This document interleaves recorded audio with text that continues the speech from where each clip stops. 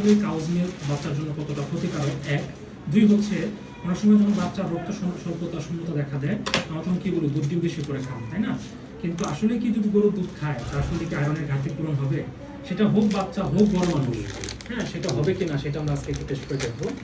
So এটা হচ্ছে আমাদের কাউজ মিল্ক, বাজার থেকে কেনা একদম র কাউজ মিল্ক, মানে এটা আঁচও দেওয়া হয় না, মানে আগুনে ফোটানো হয় না। আর ল্যাকটোজেনটা হচ্ছে আমরা তৈরি করতেছি, এখন দেখি। সো ল্যাকটোজেন তৈরি করার নিয়ম হচ্ছে 1 চামচ দুধ 30 ml পানি, এই প্রপোর্শনে তৈরি করতে হয়। সো অনেক সময় মায়েরা বলে যে বাচ্চাকে তো কোটার দুধ খাওয়ায়, বাচ্চা তো কনস্টিপেটেড হয়ে গেছে, কষা হয়ে গেছে। কারণ কি? কারণ সে হচ্ছে দুধটা বেশি পরিমাণে দেয়, এই কারণে কষা হয়ে যায়।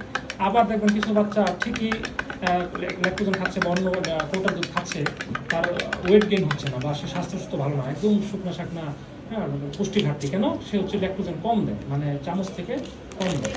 সো এটা হচ্ছে এখন আমরা ল্যাকটোজেনটা তৈরি করা হয়ে গেল। এখন আমরা একটা বেসিক টেস্ট করব, এখন উপরের দিকে চলে যাই। সো এখন আমাদের দেখি যে এটা হচ্ছে আমাদের কাউজ মিল্ক, এটা হচ্ছে আমাদের ল্যাকটোজেন, হ্যাঁ।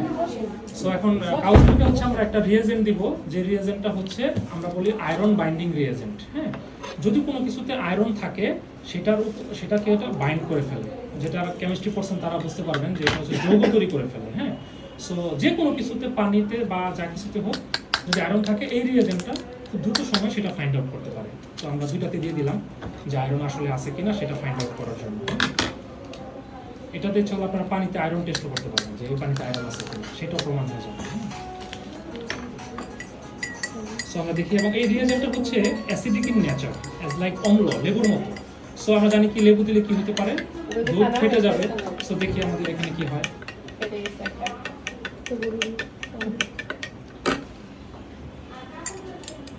ওকে, সো কতক্ষণ লাগছে? 2 সেকেন্ড বা 3 সেকেন্ড। দেখেন দুধটা কিন্তু নষ্ট হয়ে গেছে। সো আপনি যখন বাচ্চাকে কাউজ মিল্ক দিতেছেন বা বাচ্চা কাউজ মিল্ক খাচ্ছে, আমাদের পেটের মধ্যে যে হাইড্রোক্লোরিক অ্যাসিড আছে সেটার সংস্পর্শে কিন্তু সঙ্গে সঙ্গে গরুর দুধটা জমা পেতে যাচ্ছে, এবং এটা কিন্তু হজমযোগ্য অবস্থায়ও নাই, এটা একটা বাজে দুর্গন্ধ তৈরি হয়ে গেছে, যেহেতু এটা নষ্ট, প্রোটিনটা ডিন্যাচুরেটেড হয়ে গেছে, যেটাকে আমরা বলি নষ্ট হয়ে যাওয়া। আপনি যদি গরুর মাংস আগুনে পোড়ান, একটা গন্ধ আসবে না?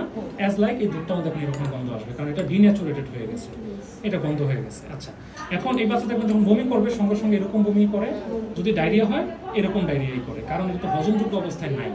সো এখন আমরা এই কালার ডপলার টেকনোলজি, যেটার মাধ্যমে দেখবো যে আসলে আয়রন আছে কিনা, হ্যাঁ।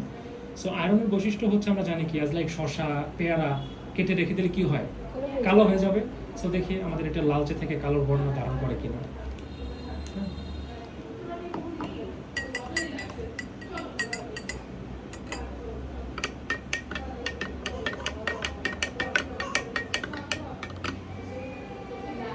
এখন কত মাত্রায় আছে? এখন বলতে পারেন যে ল্যাকটোজেন হয়তো এখানে পরিমাণ দেওয়া নাই, আয়রন কত মাত্রায় আছে? 2.5 গ্রাম মাত্রা দেওয়া আছে, মিলিগ্রাম মাত্রা। দেখেন ওখানে একটা স্টিকারও লাগানো আছে, ঠিক ওই কালারটার সাথে হুবহু এটা মিলে যাবে। সো দ্যাটসে আমরা দাবি করি যে আপনি যদি বাচ্চাকে ল্যাকটোজেন দেন, অ্যাটলিস্ট তার গরুর দুধের চেয়ে সে ভালো পুষ্টিতে পাবেই। এটার মধ্যে 11টা ভিটামিন, 5টা মিনারেল আছে, এবং পাশাপাশি সে এটাতে আয়রন পর্যাপ্ত পরিমাণে পাবে, যেটা হচ্ছে তার যে ব্রেন ডেভেলপমেন্ট এবং শরীরে রক্ত শূন্যতা কমাতে সাহায্য করবে।